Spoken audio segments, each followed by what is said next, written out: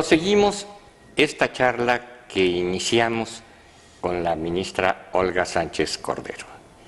Estábamos platicando, Olga, de algunos asuntos muy en concreto que te ha tocado no solo ver y no solo votar en tu estancia en la Suprema Corte, sino donde has tenido una participación muy destacada y que yo quisiera traerlo a la evocación y a la memoria después de haber pasado ya algún tiempo.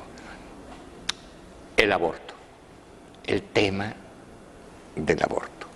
Tu participación no se nos olvida. Platícame. Sin duda, este es uno de los temas más polémicos. Es un tema que divide a las sociedades. Es un tema que lo tuvimos aquí en la Corte y que lo seguimos teniendo en varias acciones de inconstitucionalidad. Y es un tema que en lo personal me siento muy satisfecha, de verdad muy complacida de mis intervenciones y de la defensa que yo he hecho sobre este tema. Yo quiero decirte que el tema del aborto lo podemos ver desde dos ópticas personales, desde dos ópticas. Una estrictamente personal y otra estrictamente constitucional y jurídica. Si quieres, empiezo por la personal. Y le empiezo por la personal porque creo que después daré los argumentos jurídicos. Empiezo por la personal diciendo que, sin duda alguna, aquí el tema era un tema humanitario. Es un tema en donde una mujer, por las razones que todos desconocemos, a lo mejor por pobreza, a lo mejor porque fue violada o porque fue obligada a tener una relación, inclusive dentro del matrimonio, claro. No necesariamente el aborto puede darse solamente con mujeres. Que se da cotidianamente. Y que se da cotidianamente, inclusive tú sabes que yo reformulé la contradicción de tesis para decir que sí podía haber una violación entre cónyuges. Claro. Y es más, creo que las violaciones entre cónyuges se dan con mayor frecuencia en muchas ocasiones que las que puede haber sin que sean cónyuges. Pero bueno, ese es otro tema que también me gustó mucho resolver. En este tema del aborto, tú no sabes por qué aborta una mujer. Tú no sabes si es por pobreza, si es porque la obligaron a tener esta relación, si es porque ya tiene muchos hijos y no puede mantener a uno más, si es por honor, si es por despecho, si es porque la abandonaron, si es porque no tiene manera de resolver el tema y el problema. Tú no lo sabes, nunca sabremos qué está adentro de el entendimiento de la mujer cuando decide esta situación tan triste, tan lamentable, y que te voy a decir otra cosa, la seguirá marcando el resto de su vida, porque he conocido a mujeres que han tenido este tipo de abortos o este tipo de situaciones y han abortado y jamás se les olvidará en su vida, lo tendrán siempre marcado. Pero independientemente de eso, las normas que penalizan el aborto son altamente discriminatorias y desiguales, porque al que le embaraza no le pasa absolutamente nada, y a la mujer que aborta, a esa la privan de su libertad, la mandan a la cárcel. Yo no puedo permitir, cuando menos personalmente y humanamente, que a una mujer la priven de su libertad, la encierren en una cárcel por el hecho de haber tomado una decisión tan difícil, tan lastimosa para ella, como es haber tomado la decisión de abortar.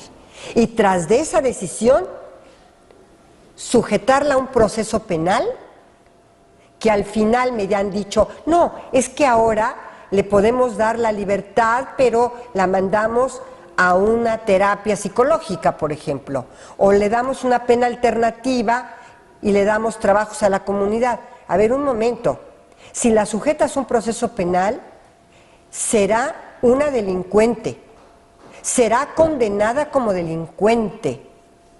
Ojo, aun cuando la pena sea alternativa, y además de que es condenada, será una persona que esté compurgando cualquiera que sea esta pena, que normalmente es la privación de la libertad, de su libertad. Entonces, tú podrás entender que toda esta carga psicológica, emocional, que implica el aborto, la despenalización del aborto, lo que significa es no sujetarla a un juicio penal y no condenarla como delincuente y privarla de su libertad, y en el mejor de los casos, una pena alternativa a juicio del juez para no privarla de su libertad. Y esta polémica tan generalizada que se dio en la opinión pública, pero que quizá también se reflejó en los ponentes y quienes toman las decisiones en la Suprema Corte, ¿cuál fue su origen? ¿Es una polémica de género, varón, mujer? ¿Es una polémica de religión? ¿Es una polémica de partidos políticos? ¿Es una polémica de ciencia? ¿Es una polémica de capricho? ¿Qué fue lo que hizo que la opinión pública mexicana entrara en esa discusión tan intensa y tan generalizada? Yo creo que no entienden cuál era el tema de la misma norma. Es decir, el tema de la norma es no penalizar a una mujer, no privarla de su libertad, no someterla o sujetarla a un proceso penal si el aborto ocurre dentro de las primeras 12 semanas. Entonces, todo lo que acabas de decir es precisamente un cóctel de todo, ¿no? De ciencia, que si el feto tiene o no, ya algún tipo de desarrollo cerebral, por ejemplo, en qué momento empieza a tener este tipo, porque curiosamente, cuando hay una muerte cerebral y está, determinada esta muerte cerebral por 2 médicos, se le priva de la vida a una persona para ser un donante de órganos. O sea, en su caso, si tú lo ves al aborto, si hay alguna, actividad neurálgica o cerebral antes de las 12 semanas, o si al final del día también un donante de órganos ya no tiene actividad cerebral y entonces legalmente está autorizada su muerte física, que no cerebral, porque es muerte ya cerebral, para que sea donante. Tú no puedes ser donante de órganos si ya estás muerto, tienes que ser donante de órganos si estás vivo. Así es. Y si tienes una muerte cerebral, si ya no tienes actividad cerebral. ¿De acuerdo? Exacto. Y esto puede ser determinado por 2 médicos. Bueno, ¿por qué entonces está tan penalizado el aborto si científicamente, no sé en qué momento, porque no soy experta, no hay actividad todavía cerebral? Correcto. Esto también es científico, también es religioso, también es moral, también implica que la sociedad no sea un tema polémico y haya división en la misma sociedad. Pero no estamos hablando ni de ciencia, ni estamos hablando del aspecto de actividad cerebral, ni del aspecto tampoco religioso, ni del aspecto moral, ni del aspecto de la sociedad dividida. Estamos hablando si se tiene que castigar a una mujer, y si esta mujer tiene que entrar a un proceso penal, y si esta mujer al final del día y del proceso penal se le condena como delincuente y tiene que privarla el Estado de su libertad. Ese es el tema. No cabe duda que debe haber simbrado eso al Pleno. Yo estuve asistiendo a algunas de las discusiones del Pleno y y de verdad hubo mucha sustancia de tipo jurídico y de tipo Mucha sustancia de tipo jurídico, pero al final del día yo les he preguntado a todos, ¿quieres que metamos a las mujeres a la cárcel? ¿Y sabes cuál ha sido la respuesta? No. Entonces le digo, de eso se trata, la Claro. despenalización, de no meterlas a la cárcel. Exactamente. Vamos a un brevísimo corte y regresamos para seguir platicando con la ministra Olga Sánchez Cordero.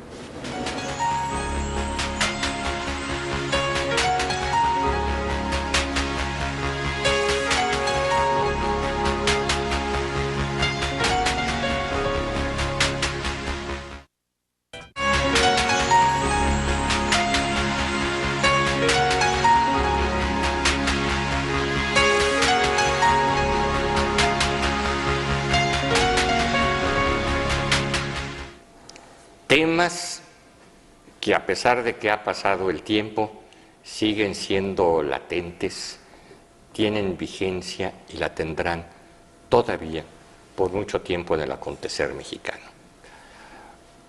Olga, ¿por qué argumentaste y votaste así en el caso de Florence Cassés? No como lo entendimos en tus discusiones en la sala y el pleno, sino para nuestro público. Mira, yo este asunto es también de uno de los asuntos más importantes de mi vida como ministra de esa Suprema Corte de Justicia de la Nación. Y digo ministra de la Suprema Corte de Justicia de la Nación. Justicia de la Nación. Este caso para mí fue un caso verdaderamente paradigmático. Para las personas que se dedican al derecho penal fue un parteaguas en la historia del derecho penal. Por primera vez la Corte en una sentencia construye el derecho fundamental a la presunción de inocencia en una sentencia. Y esa sentencia hoy en día no es porque fuera una chica francesa, hoy en día esta sentencia es vigente para todos los mexicanos que están sujetos a un proceso penal. Si bien coyunturalmente fue el caso de esta chica francesa, lo cierto es que la construcción de esta sentencia hoy en día la aplican nuestros juzgadores y los tribunales a todos los mexicanos que están sujetos a un proceso penal. El derecho a la presunción de inocencia es un derecho que estaba implícito en nuestra Constitución. No estaba expreso en nuestra Constitución. Fíjate que cuando ella supuestamente comete este delito, y digo supuestamente porque hoy en día esto no ha sido objeto de un análisis por la Corte, sino la violación a sus derechos, no estaba explícitamente el derecho de presunción de inocencia en la Constitución. Fue hasta el 2008, imagínate que estamos hablando de hace poquititos años, en donde ya expresamente está este derecho fundamental a la presunción de inocencia. La Corte lo trataba, por supuesto, implícitamente, incluso hay una tesis en la Corte en el 2000 o 2002, no recuerdo, en donde se dijo que estaba implícito en la Constitución y obviamente en los códigos penales, pero ahora está explícito en la Constitución. El caso de Cassés se vio en un marco distinto, tanto constitucional como legal. El caso de Cassés se vio después de la gran reforma constitucional en materia de derechos humanos, del caso Radilla Pacheco y de la reforma penal del 2008. Entonces, el marco constitucional que regía para cuando nosotros revisamos la sentencia Cassés era un marco constitucional y legal totalmente distinto de protección de derechos. Y en este caso concreto, la presunción de inocencia en su vertiente extraprocesal, anterior al proceso por los mismísimos agentes del Estado, se vio vulnerada totalmente en el caso de Cassés. Uno de los dos pilares en los que se basaba la condena de Cassés era, por una parte, el parte policíaco y por otra parte, las declaraciones de las víctimas que después fueron testigos. En el caso del pilar que sostenía el caso Cassés del parte policíaco, este fue modificado una y otra vez, conforme se iban revelando a través de los medios de comunicación el montaje. Por ejemplo, se dijo en un primer momento que estos dos individuos, ella y su novio, habían sido detenidos en la carretera México-Cuernavaca, cuando en la televisión se vio un supuesto rescate en vivo, en donde en un principio se dijo que el que le había abierto la puerta a los judiciales era uno de los su novio secuestrador, y en otro que habían entrado abriendo ellos mismos la puerta y entrando, como viste, en fila india. Y además, la otra contradicción era que no, que habían regresado de la carretera para entrar a este rancho y para rescatarlos, que porque se les había dicho en la carretera que tenían que rescatarlos y tenían que regresar porque peligraban sus vidas cuando estaban solos, porque los dos supuestos secuestradores habían sido detenidos en la carretera. Lo cual no te da ningún tipo de credibilidad. Inclusive en el mismo parte policíaco se confunden las horas, y cuando se dan cuenta que la transmisión en vivo fue a las 6:45, 6:30, no me acuerdo, ellos no habrían podido detenerlos en la carretera a la hora que habían dicho y fueron a rectificar. El parte policíaco se rectificó una y otra vez conforme iban sucediendo y destapándose el montaje y los hechos. En este caso, ¿qué credibilidad le das al parte policíaco cuando ellos mismos lo van ajustando y ajustando una y otra vez? Y eso fue lo que motivó tu voto. La violación a la presunción de inocencia en esta vertiente extrajudicial, en donde los propios agentes del Estado la exhiben como delincuente aún antes de presentarla ante el Ministerio Público, que por cierto, con una dilación en la presentación ante el Ministerio Público, que también fue objeto de violación. Y por otro, el de las víctimas, que las víctimas también, dicho sea de paso, fueron ajustando sus declaraciones una y otra vez, conforme iban sucediendo nuevos hechos. Entonces, los dos pilares, los dos grandes temas en donde se fundamentaba la sentencia Cassés, simplemente se desmoronaban totalmente, precisamente por las contradicciones que existían entre esos dos pilares y porque el efecto corruptor de un montaje reconocido por las propias autoridades en medios de comunicación, ese montaje corrompe todo el proceso penal en la violación de derechos fundamentales. Olga, estamos platicando en uno de los recintos emblemáticos del edificio central de la Suprema Corte. Pero yo quisiera decir otra cosa, perdón. Yo quiero invitar a tu auditorio a que vea con mucha curiosidad en el internet, que todavía creo que está, cómo fue este rescate y cómo verán ustedes muchos temas interesantes en este rescate. Por ejemplo, uno de los temas es que, si ustedes observan, cómo fue montándose todo en este rancho. Entonces, revisen cuidadosamente nuevamente esta supuesta transmisión en vivo. Los invito. Muchos mexicanos te vemos, y además con razón muy justificada, como un paladín de la defensa de las mujeres. de los derechos de las mujeres y de las injusticias, una luchadora contra las injusticias contra las mujeres mexicanas y contra las mujeres de todo el mundo.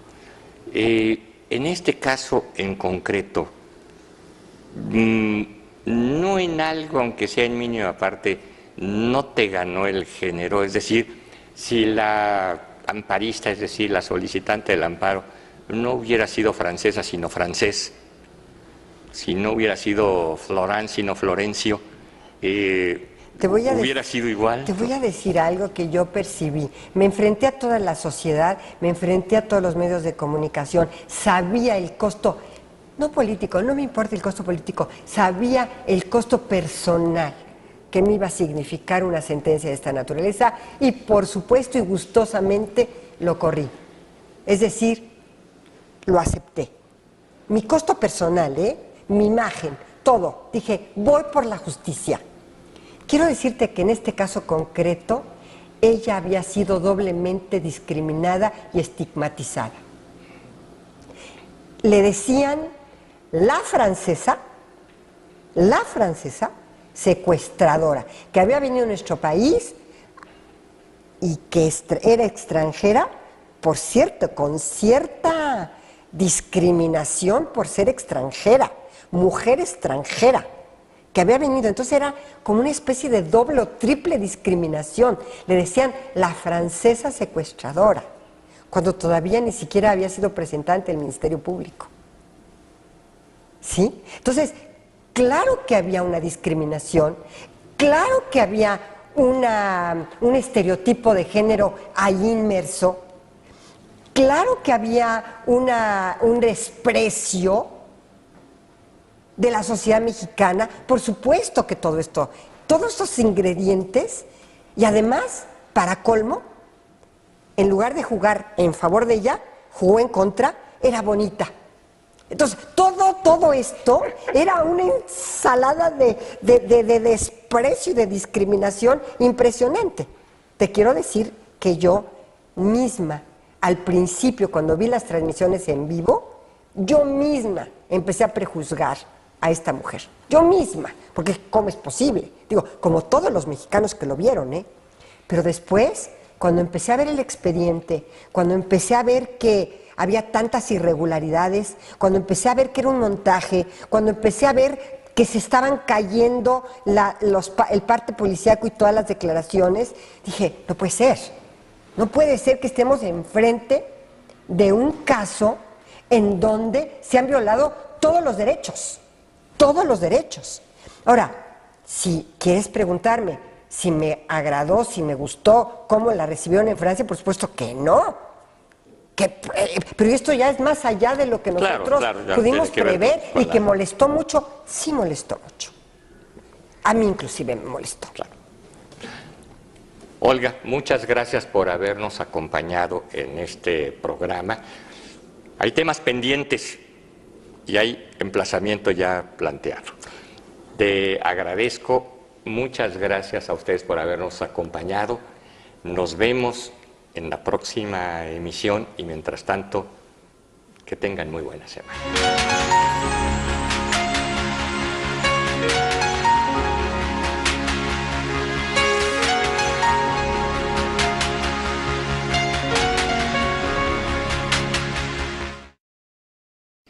Te invitamos a seguir cuestionando la información con los siguientes videos.